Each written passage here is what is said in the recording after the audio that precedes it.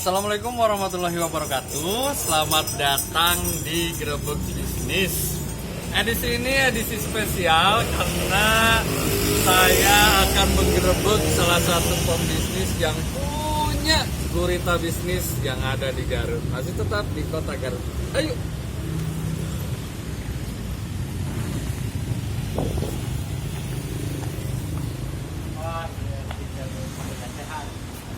Nah, ini yang tadi saya bilang, ini edisi spesial sekali karena Bapak ini punya banyak gurita bisnis. Bisnis apa saja, kita akan belajar beliau 1 jam ke depan ya.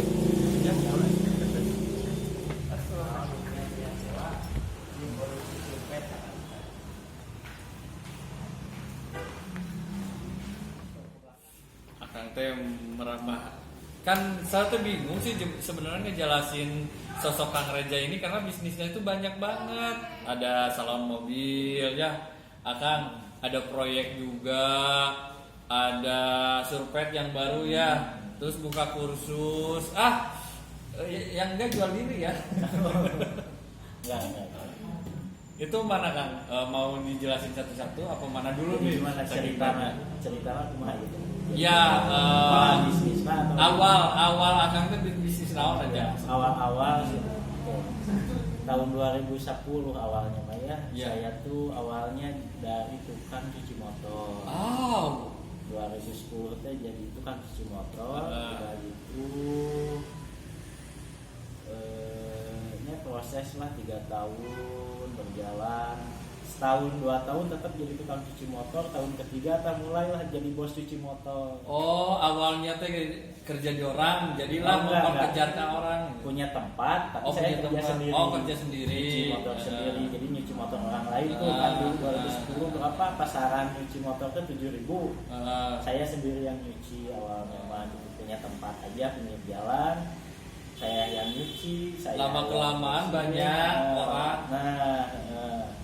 Udah itu bisa lah tahun ketiga udah gak nyuci, punya karyawan semua awal mulanya mah. Terus udah itu tuh udah nikah?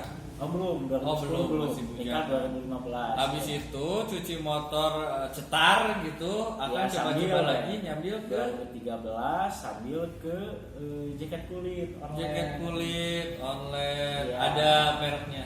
Ada King Leater yang sekarang dilanjut sama teman mana? Moy ke dia Moy. Ya. Ini yang pelanjutnya ada teman saya. Setelah kulit itu berapa lama? Kulit seberapa tahun ya? Setahun lah kira-kira, kulit setahun. Lalu merambah lagi ke kulit dijalanin sama teman, terus merambah ke 2014 lah awal muka barbershop Garut. Barbershop ya di Garut. 2014 balik lagi di awal kan. Cuman saya nggak nyebut posisi itu. Saya selalu kalau misalnya usaha awal tuh harus proses rintisannya harus ditempuh gitu ya. Jadi contoh kasus saya pas jadi barber prosesnya saya jadi OB, saya jadi kasir. Cuma saya nggak bisa libur sebelum saya nggak bisa. Cuman punya ide bisnis aja gitu ya. Saya jadi pagi udah subuh pagi-pagi ngebagiin brosur sebelum anak-anak masuk sekolah jam 7. Jam 6 saya udah ada di sekolah mana buat ngebagiin brosur sampai jam 7. Jam 7 pagi otomatis saya jadi pada saat itu jadi sales katakanlah ya. Saya jadi sales di marketing. Saya ngebagiin brosur sampai jam 7. Terus jam 7 ke rumah makan sampai jam 8. Jadi teknik marketingnya kebagi dulu. Ya. Tapi barbernya udah barber ala-ala bagus gitu ala-ala. Bukan pangkas rambut lah ya. Ya. Terus jam 8 makan, beres jam 8 ke barber jadi OB kan. Ke barber jadi OB, beres gitunya, beres tempat. Jam 9 buka barber sampai jam 8 malam. Udah itu jam 8 malam ngopi sama anak-anak. Jadi sharing ketemu sama orang buka barber lah. Promonya lewat ngobrol lah sama teman-teman gitu ya. Jam 8 sampai dari pulang barber sampai larut malam lah. Nah, jalan barber setahun 6 bulan lah barber udah punya kasir. Itu udah cabang di mana-mana dulu. Oh enggak. barber sekarang baru 2 di Garut 1, di Tasik 1. Iya. Soalnya saya pernah ke Tasik, Iya, dibilangin sama Kak Angga itu punya Kak Eja, lumayan ya guritanya. Abis barber apa? Udah barber 2014, terus barber udah jalan dengan sendirinya, katakanlah ya kan ya. Udah ada kasir, udah ada OB, anak-anak udah tinggalin, buka lagi, saya mah gitu. Iya, buka lagi barber. Oh. Tasik. Barber 2016 lah, barber Tasik. Buka barber Tasik 2016, udah itu ya sambil jalan, udah jalan. Urus sama anak-anak yang urus. Nanti saya mau tanya per bisnisnya seperti apa. Sekarang saya mau data dulu nih bisnis setelah barber apa. Bisnis setelah barber udah langsung ini ke proyek dulu ya. Proyek. Saya main proyek jadi kontraktor. Kontraktor apa, jalan swasta, raya apa pembangunan? Pembangunan perumahan Wow. di swasta. Saya Wow. jadi kontraktornya Lumayan, 2017 lah ya. 2017 sampai sekarang, cuma sekarang lebih enggak sebagai kontraktor tapi sebagai vendor barang. Jadi saya yang nyuplai barang. Berarti juga ikut lelang itu ya? Oh enggak. Kalau swasta enggak lelang. Oh, pembentukan langsung. Kenalan lah, kerabat dekat, saudara atau ya orang yang kenal aja yang belanja barang teman-teman. Oke. Lalu setelah itu surpet baru. Surpet sama salon mobil baru buka. Oh, tahun salon ini. Oh. Surpet sama salon mobil usaha bebarengan, dua-duanya buka. Tahun ini barang sebenarnya surpet dari tahun kemarin. Cuman tahun kemarin jadi reseller lah. Bentar kan, ini kan IBC itu dulu ya, kantor ini terkenal dengan kursus-kursus itu, masih pelatihan ini juga. Bahasa Inggris. Bahasa Inggris. Enggak, cuman bahasa Inggris mah masih untuk SD lah ya. SD. Oke. Nah, sekarang saya mau tanya, itu dari sekian banyak bisnis itu dalam satu plopen nama CP yang sama apa beda-beda? Beda-beda. Saat ini nggak pakai legal apapun, paling pribadi aja. Baru surpet ini yang mau di CP atau PT sekarang, soalnya ada dari sekian lama bisnis, cuman saya baru ngerambah dunia produksi. Katakanlah baru tahun 2020. Ini baru nyoba tahu dunia produksi kan, baru bisnis ini gitu surpet. Luar biasa. Nah, ini saya mau tarik dulu ke awal yang barber itu. Itu barber itu gimana sistem ininya kan, sistem manajerialnya? Oh iya. Awal-awal ke yang cukur ya, awal-awal digaji kan. Di Garut tuh dulu 2 jutaan lah gaji tukang cukur. Tukang cukur tuh gaji, bukan bagi hasil. Ya, kalau misalnya udah rame 3 bulan 6 bulan rata-rata bagi hasil per kepalanya. Kan dilema dari pengusaha itu, kalau kita ada pegawai loncat bikin usaha baru dia yang sama itu nggak apa-apa. Alhamdulillah ya, kalau misalnya bekas karyawan buka usaha sendiri terus sukses, malah bersukses. Akang selama itu di barber sistem marketingnya gimana? Awal-awal mas ini sebar brosur ya, terus pas musim Instagram tuh 2015 kalau nggak salah ya, mulai rame Instagram. Nah mulailah ngerambah ke Instagram, medsos gitu ya, Instagram.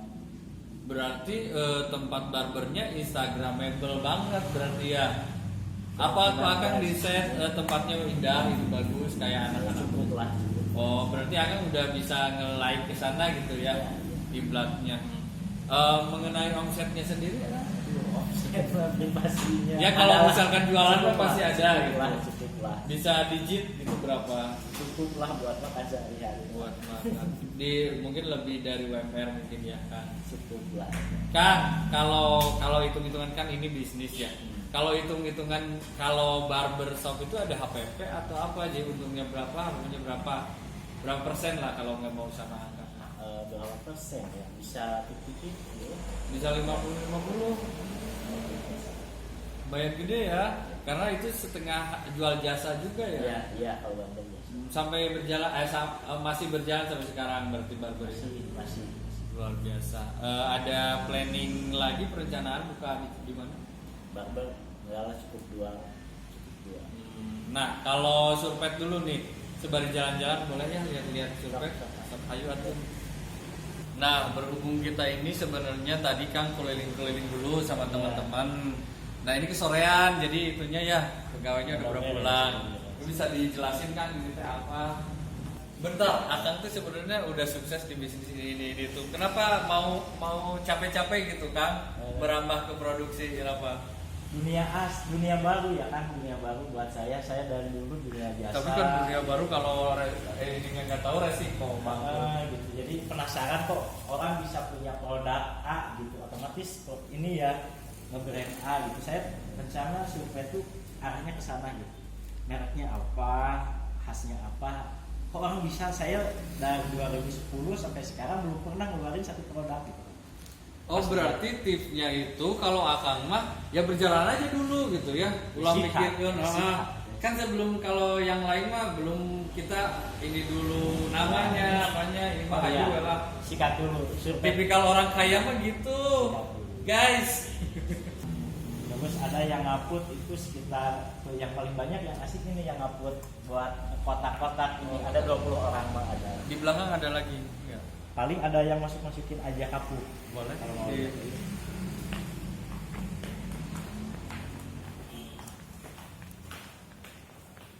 Kira itu BC. Kira-kira itu. Lima apa? Oh buat kasur itunya ya. Dalamannya. Oh ini pemintal ya berarti penghancur ya. Nah gimana Kang itu inspirasinya dari mana? Inspirasinya awalnya dari saudara ngeliatin yuk lihat di Banyuresmi katanya ada di salah satu tempat di Garut ada produksi kasur. Lihat, wah mulai tuh tertarik pas awal-awal lihat sehari itu bisa nyampe 10 sampai 20 trip. Wow. Di salah satu daerah itu. Tapi awalnya Akang cari dulu market apa memang bikin dulu produksi? Oh enggak, lihat dulu potensi pasar. Oh, berarti awalnya pasar saya dulu ya. Lihat potensi pasar, pas lihat sehari saya hitung perputaran di daerah itu sekitaran 500 sampai 1 miliar perputarannya gitu. Bukan ratus juta lagi, ya, miliar ya. Kan sekali ngirim itu bisa satu pusau, katakan satu pusau itu bisa sampai 100 juta sekali perputaran. Saya lihat sehari itu ada beberapa pusau yang terus ngirim gitu. Kalau Akang sendiri sekarang per hari udah berapa? Oh enggak lah, masih sedikit lah, masih tapi ada kan lah. Penjualannya? Ada. Nah itu pakai apa Kang sistemnya? Saya marketingnya online. Jadi punya web sendiri. Punya web sendiri. Oh jualnya lewat web, ya, IG, Facebook seperti itu. Diiklanin juga? Enggak sih, masih manual lah. Masih organik. Oh. Omsetnya cukup lah buat makan lah sehari. Isi Akang. Kalau gini kalau diangkain kan jadi ada inspirasi buat orang-orang pengen apa gitu. Nggak cukup lah. Cukup. Digit nak tuh Kang? Ada. 100 sampai 200. Cukup lah sekitaran segitu lah. Wow, sebulan 100-200 juta. Pegawai sendiri berapa banyak? Kalau misalnya yang mana? Survei total. Sekarang sih baru riset produk ya, belum netep berapanya. Tapi yang udah ada itu yang ngaput tuh. Yang ngotak-ngotak tadi ada 20 orang, ada. Wow, 20 orang lebih. Baru berapa lama ya ini teh? Saya juga tahu dah. Sebenarnya survei ini dari tahun kemarin 2019 Desember riset, cuman belum produksi. Riset, penjualan bagus gitu ya. Baru mulai produksi ya bulan-bulan ini. Dan karena Akang yakin bahwa ini prospektif hingga akhirnya berani produksi. Ya. Berarti udah yakin banget. Insya Allah. Soalnya kan kalau misalkan diantara teman-teman kita yang bisnis itu kadang dia bisnis apa, nah turunannya tidak terlalu jauh. Kalau Akang mah di barber karena survei, terus dia punya salon mobil ya. Salon mobil terus yang tadi kontraktor kan jauh pisan kan. Iya, pada dasarnya udah tiap bidang udah ada yang ngurus sebenarnya gitu sih kan. Kita bagi-bagi rezeki jadi Akang tuh kayak ini. Ada ada store ke kita tiap bidang ada yang Oh ini store. contoh buaya darat bertelur biarin gitu, Nah, tapi gitu. berhasil ya Kang. Oh, gagalnya juga banyak Kang. Ini diceritain yang berhasilnya, yang gagalnya lebih banyak gitu Kang. Oh berarti intinya Ya, jangan lebih banyak. berhenti gitu ya. Coba aja. Nah tadi salon mobil itu lagi apa Kang? Baru buka tahun Ini dah kalau siang mas saya mau Uber dah ke salon mobil, pingin tahu seperti apa. Nah itu inspirasinya dari mana juga? salon mobil awalnya lihat apa ya salon mobil di Garut gitu ya. Kok saya pecinta mobil emang Susah awalnya. ya? Jarang gitu. di Garut sendiri emang jarang salon mobil. Kalau salon mobil banyak di Garut. Oh, banyak. Cuman yang benar-benar detailingnya keluar itu belum ada. Belum ada menurut ya? saya, menurut saya. Dia mah ada mobilnya Mercy semua guys. Terus pas saya lihat di Instagram ada namanya apa disebutnya telah guru salon Indonesia lah, katakanlah ada namanya si A gitu ya Kang, beliau dari Bogor, kok caranya beda gitu sama salon-salon di Garut gitu ya. Tapi itu spesialis mobil mewah dong berarti. Oh, enggak juga, Enggak. semua mobil masuk, cuman cara polesnya, cara terutama poles bodinya agak beda dari Beda. Garut. Misalnya Kalau di udah Garut kan, sering ke salon mobil mah tahu lah ya. kalau di Garut kan ya salon body mobil paling sehari juga beres gitu. Oh, Saya padahal. lihat di dia bisa seminggu body aja gitu kan, bisa berapa lama, 3 hari 4 hari, kok lama prosesnya apa. Pas ada beda proses yang saya lihat dari Garut sama saya lihat di luar kota Garut, katakanlah dari suhu guru salon Indonesia namanya si A, mulailah ada tertarik gitu, enak kayaknya ya punya salon mobil yang idealis gitu ya. Iya, berarti ini mah kembali lagi ke bener tadi selera, fresh taste gitu ya. Terus dia memang udah main mobil-mobil mewah. Kalau salon-salon yang biasa nggak pakai. Terus memang, nah kalau itu kalau akan buka salon mobil saya nggak aneh gitu. Iya. Tapi kalau yang lain-lain seperti ini memang aneh juga. Aneh ya. Kalau di setelah salon mobil apa tadi?